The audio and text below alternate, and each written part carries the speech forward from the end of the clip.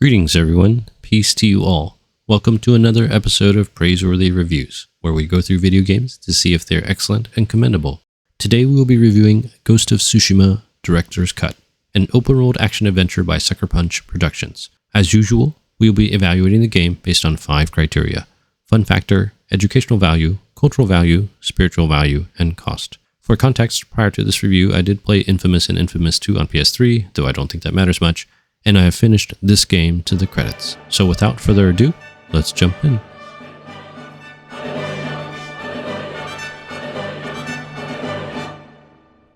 The core gameplay mechanics of Ghost of Tsushima is that of exploration and of course combat. Exploration in Tsushima is very classic, with the usual things you would find in an open world game. Random encounters with Mongol patrols to defeat, Mongol bases to liberate, things like fox dens and hot springs to visit, and of course, a bunch of random collectibles to collect. There's nothing special about it except with how the game directs you in exploration using the kamikaze, the divine wind mechanic, which I love. Rather than using HUD elements, compasses, and arrows, the game directs you using wind, birds, and nature, which is both more beautiful and honestly easier in many respects. I don't usually like open world games or activities, but riding around the island as a samurai, following the wind, was simultaneously relaxing and engaging, prompting me to do more open world activities than I probably normally would. Some of the more unique activities that I enjoyed were the bamboo strikes, which are button press mini games that simulate sword training, and the haiku composition, a rather unique gameplay element that I think will appeal to the more literary, but may not be for everyone. The core focus of the gameplay is of course combat. Players can choose to be stealthy and assassinate Mongols in takedowns. There are a variety of ghost weapons like bombs and kunai, and ranged weapons like bows and darts.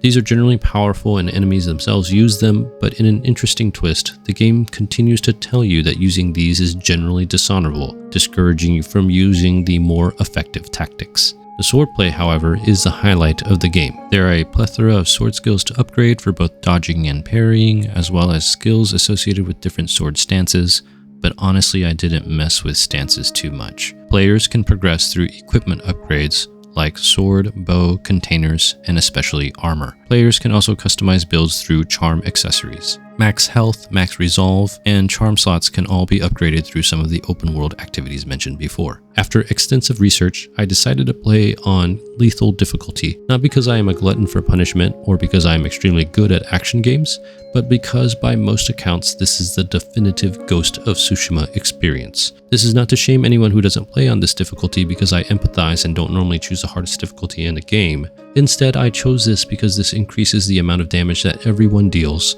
so that sword fights are more brutal and over more quickly one way or the other. This speed in sword fighting allows the combat to feel like an elegant dance in some instances, or frenetic juggling in others, and overall it feels very much like fast-paced samurai battles. You did it! Don't sound surprised. I especially enjoyed standoffs, which really enable the fantasy of being a legendary swordsman, and give a viable, narrative-supported method for starting encounters without assassinations, although sometimes the camera could be wonky after the 4th or 5th enemy comes in. While the open-world gameplay is nothing new in Ghost of Tsushima, it's executed so well and contains its own unique twists that the lack of innovation can definitely be forgiven. The samurai combat was something that I didn't know I was missing out on, and I enjoyed it rather immensely. So overall, I'm going to give the game 5 stars for fun factor. The Ghost of Tsushima Director's Cut has a surprising number of things to contribute in terms of educational value. I've heard many say that this game is not particularly hard, but since I played on lethal difficulty, the combat was challenging in that there was relatively little room for error. The bamboo strike minigames are also interesting motor skill challenges, not too hard but definitely feel like practicing for actual combat sequences. The animation of sword fighting also seems to be advised by real samurai experts, and there is definitely a sense of genuine historical sword fighting. There's also quite a bit of interesting factual knowledge to learn in Tsushima. For one, Tsushima Island is a real place, and the landmass in-game roughly corresponds to that of real life, albeit more artistic and picturesque.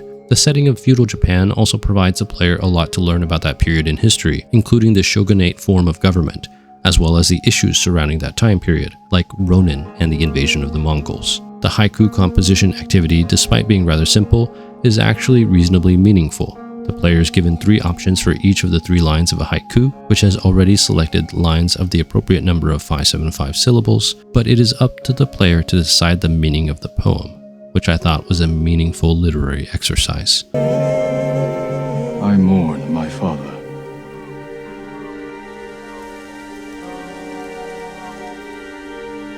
His grave close, his soul distant.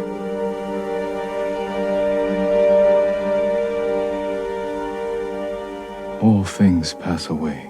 With so much to gain from both motor skills, haiku composition, and factual knowledge, I'm going to give Tsushima 5 stars for educational value.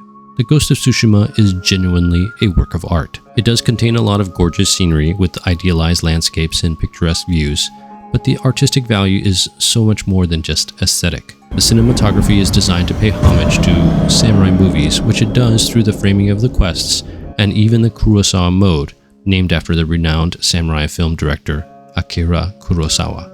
While I didn't choose to play with this mode on, it goes to show that the game was arranged with this in mind, making it an interesting pastiche for those types of films. The animations are very fluid and really immerse the player in Japanese sword fighting, both in the legendary one-on-one duels as well as the fantasy of being a samurai and defeating a bunch of enemies. The music features distinctly Japanese characteristics like Japanese instruments and scales.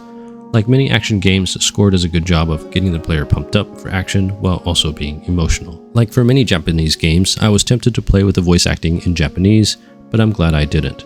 The voice actors had the difficult task of immersing the player in feudal Japan while speaking English, and they actually do this pretty well. I sometimes forgot that they were speaking English until the odd pronunciation of a name or location. We are 80 samurai against an army, fighting to slow the invasion. Today, I die for my people. The narrative of the game is excellent. While the plot is relatively simple, the character development is strong, and Jin is a generally likable protagonist forced to confront his own values. I promised my uncle I'd never break our code. Then bend it. The setting also captures the imagination, with the player as an underdog fighting against one of the most powerful military empires in world history. In particular, the ending feels like a solid and interesting ending, even if I myself have a preference for happier endings. Despite not being an innovative game, the cultural impact is still quite high, with about 13 million units in sales as of September 2024, and a number of awards that it was nominated for or even won. A sequel, Ghost of Tsushima, is expected to release in 2025, as well as an anime adaptation inspired by its multiplayer mode. Generally speaking, the artistic value and the cultural impact of this game are both incredible, so I am going to assign 5 stars for its cultural value. There is a lot of negative content to be concerned about. As you might expect in a game about samurai war, there is a lot of katana violence, blood, dismemberment, decapitation. The game's not shy about the violence. Sake is frequently mentioned, and in one scene, there is excessive drinking. I think there was a bit of swearing, but I can't remember what it was. There is some minor male nudity when Jin gets into hot springs, which is not a big deal to me, but is something you might want to be aware of. There is also praying at Shinto shrines and ancestor worship. Tsushima also has some subtle hints of a bisexual relationship and adultery. There is less positive content compared with negative stuff, but even so, there is generally positive portrayal of poetry, music, and respect for nature. Ghost of Tsushima is rated M for mature, and it's definitely a game that is aimed for adults. The messages of the game are generally positive, although the game doesn't shy away from the complicated nature of honor and war. For more analysis on the themes of the game, check out my biblical themes video for this game. Overall, I'm going to give Tsushima 3 stars for spiritual value. The cost of Ghost of Tsushima can vary depending on how much you value the content. For the time poor, the main story can probably be completed in about 25 hours or so. For the time rich, there are additional side quests, some of which have connected stories, like the tales for the main allies, Yuna, Ishikawa, etc. There are also mythic tales that reward special techniques or gear. These feel like well-written tales and often have interesting quest objectives. There are also other side quests, but they feel more like open-world filler. Besides these quests, there are still a number of activities to do, like fox dens, bamboo strikes, haikus, shrines, duels, and pillars of honor. There are also a ton of random things to collect, which I won't bother to name here. The DLC, Iki Island, is included in Director's Cut and is a reasonable 5 to 8 hours of content just from the main quests, without doing the open world stuff. Ghost of Tsushima Director's Cut retails for $59.99 USD and can sometimes be found for about 20% off, which feels like pretty reasonable value given the quality of the content. Overall, based on content value, narrative accessibility, and asking price, I am going to give the game 4 stars for cost. Ghost of Tsushima Director's Cut is a phenomenal game that excels at what it tries to do: samurai combat, a beautiful open world to explore, and bringing to life feudal Japan. The writing is top-notch, and I generally had a wonderful experience. At the same time, in dealing with the brutality of war and the dilemmas of honor, the game ends up a little bit more bittersweet and tragic than I would prefer. Even so, based on the criteria discussed in the video, I subjectively assign Ghost of Tsushima Director's Cut the rating of Genre Gem. That's all I have for you in this video.